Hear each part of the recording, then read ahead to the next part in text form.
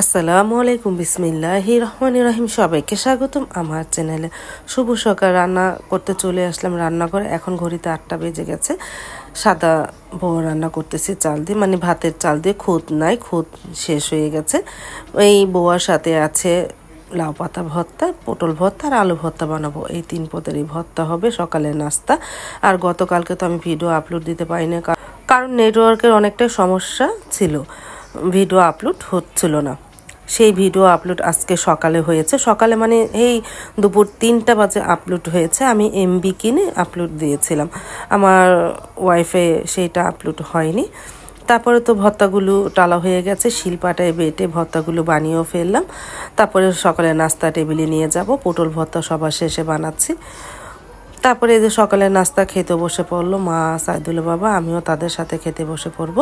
তোমরা অনেকেই জিজ্ঞেস করছো আমার শাশুড়ি মার কথা।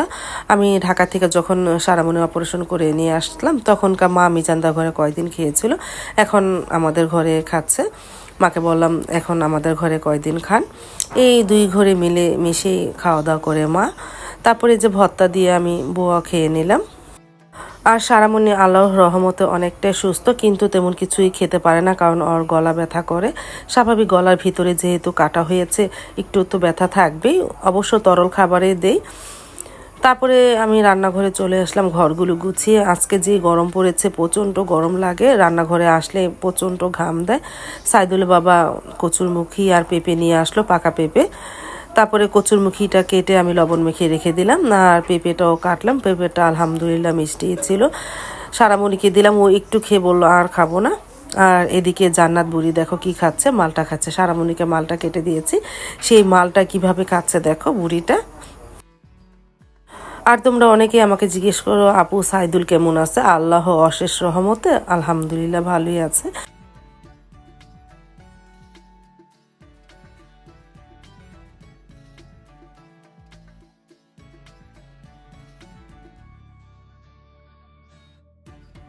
তারপর রান্নাটা শুরু করে দিলাম, ভাতটা বসিয়ে দিলাম। আর কারকল কেটে নিয়েছি, কারকল ভাজি করব ডিম দিয়ে।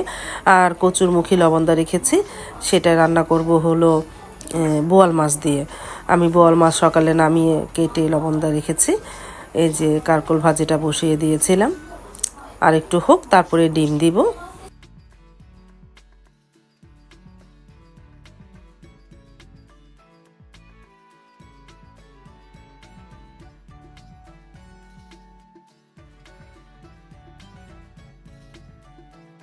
ভাজিটা প্রায় হয়ে গেছে, আর এদিকে ডিমটাও দেওয়ার সাথে সাথে পোস হয়ে গেল। ডিমটা চারিদিকে ছড়িয়ে ভালোভাবে ভাজির সাথে মিক্সড করব, দেওয়ার সাথে সাথে পোস হয়ে গেল। তারপরে ভালোভাবে ডিমটা ভাজির সাথে মিশিয়ে নিলাম।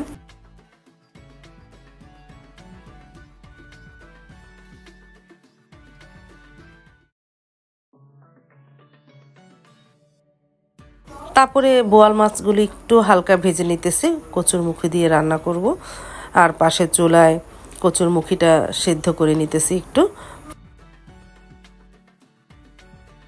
আর এদিকে পেঁয়াজটাও ভেজে নিয়েছিলাম, আদা রসুন দিয়ে দিলাম, হলুদ গুঁড়া, মরিচ গুঁড়া, ধনিয়া গুঁড়া দিয়ে মশলাটাকে কষিয়ে নিই।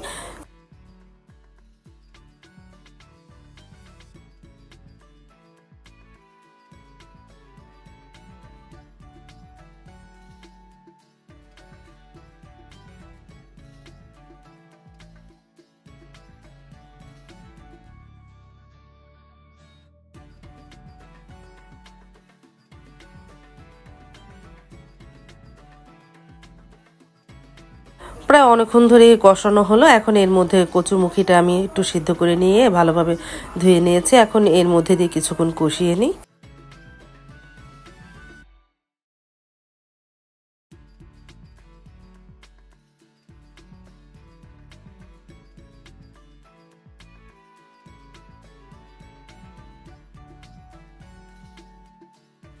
প্রায় অনেকক্ষণই কষানো হলো, এখন পানি দিয়ে দিই। পানি দেওয়ার পর বলক আসলে মাছ আর শাক দিব।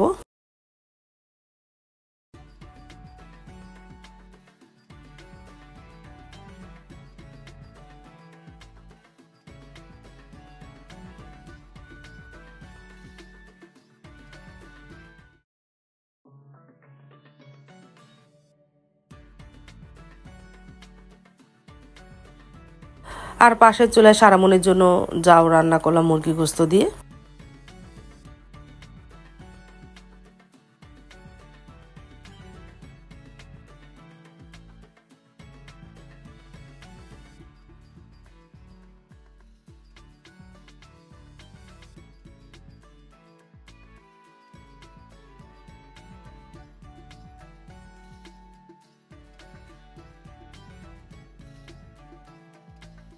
বলক তো চলে আসলো, এখন একটু শাক দিয়ে ভালোভাবে নাড়াচাড়া করে তারপরে ভাজা মাছগুলো দিয়ে দিব। এই যে শাক দিয়ে দিই।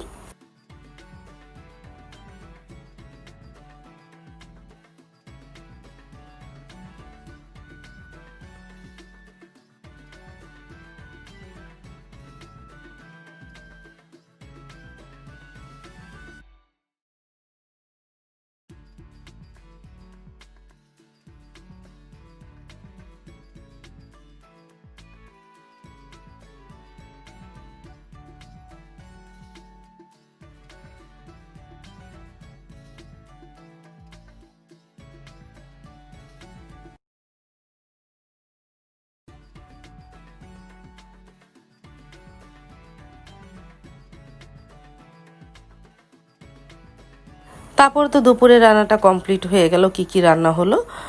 কারকোল ভাজি করেছি, কচুরমুখী দিয়ে বোয়াল মাছের ঝোল আর ভাত, এই দুপুরের মেনু।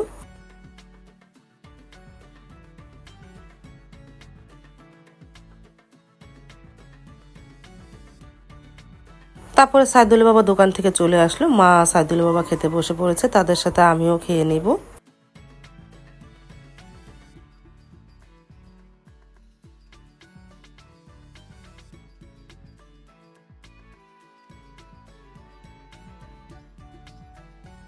এই যে আমিও খেতে বসে পড়েছি।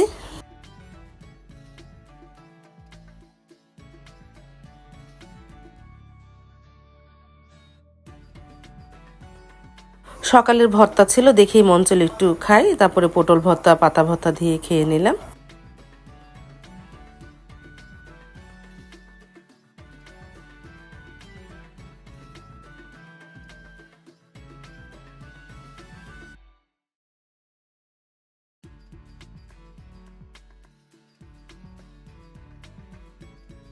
তারপরে নিয়ে নিলাম কচুরমুখী আর বোয়াল মাছ, আলহামদুলিল্লাহ ভালো হয়েছিল। গরম গরম ভাতের সাথে গরম গরম তরকারি।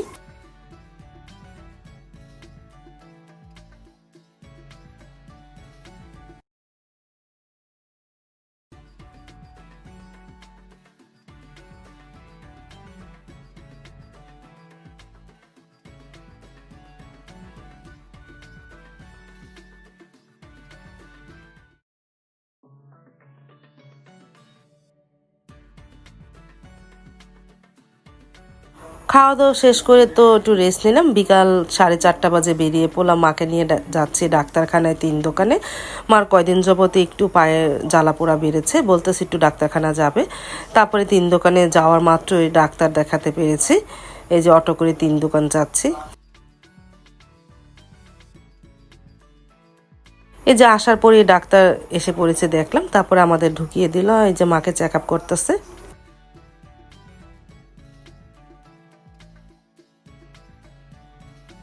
বাসায় চলে আসলাম, আসার পরে সন্ধ্যার সময় একটু কফি বানিয়ে খেলাম। মাথাটা জানি কেমন করতেছে, মনে করলাম একটু বেশি কফি দিয়ে তারপর একটু কফি খাই, ভালোই লাগবে না। কফি খেয়ে একটু রেস্ট নিয়ে আবার মাগরিবের পরে যাব মাকে নিয়ে কানের ডাক্তার দেখাতে। মার কানের কতদিন যাবৎ কানের সমস্যা, সেই ডাক্তারখানাও যাব।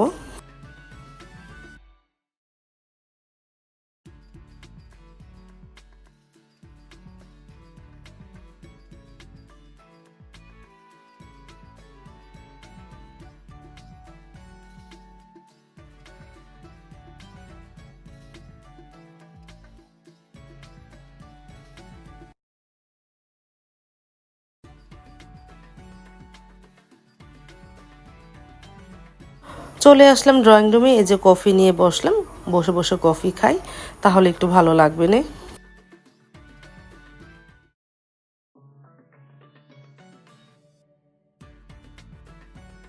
আর জান্নাত বুড়িও চলে এসেছে, দেখো আলিফবা পড়তেছে। আবার বলো, আবার বলো তো কি এটা? ধরো না, ধরো, বলো বলো। হ্যাঁ আলিফ।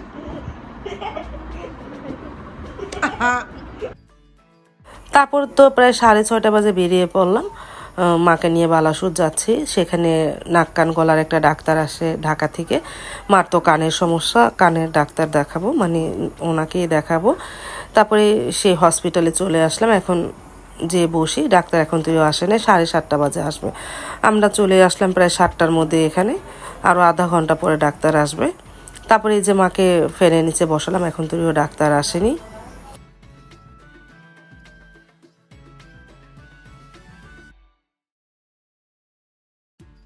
প্রায় অনেকক্ষণ পরে ডাক্তার আসলো, আসার পর মাকে চেক আপ করতেছে।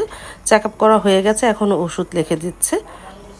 চলে আসলাম বাসায় আসার পরে দেখি সাবা কেক বানাচ্ছে, চকলেট কেক। সারামণি খেতে চাইছে, দেখি সারামণি খেতে পারেনি। তো সাবার আবার এই চকলেট কেকটা খুব ভালো হয়, সাবা অভিনয় বানায়। আর আমি সাথে করে নিয়ে এসেছিলাম বালাসুর থেকে ফুচকা। সাইদুল বাবাকে বলেছিলাম কিনে রাখো, মার ডাক্তার দেখানো হলে বাসায় এসে ফুচকা খাবো। তারপর সে কিনে রেখেছিল, সেই ফুচকা খেতেই বসলাম। সাবা তো কেক বানাচ্ছে, আমি খেয়ে নিই, পরে সাবা খেয়ে নেবে না।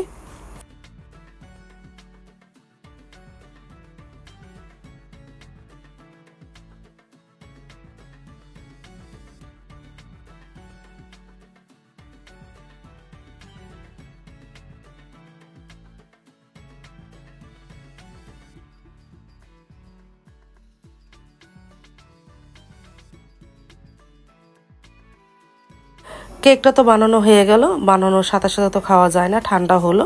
আলহামদুলিল্লাহ ভালোই হয়েছিল চকলেট কেক।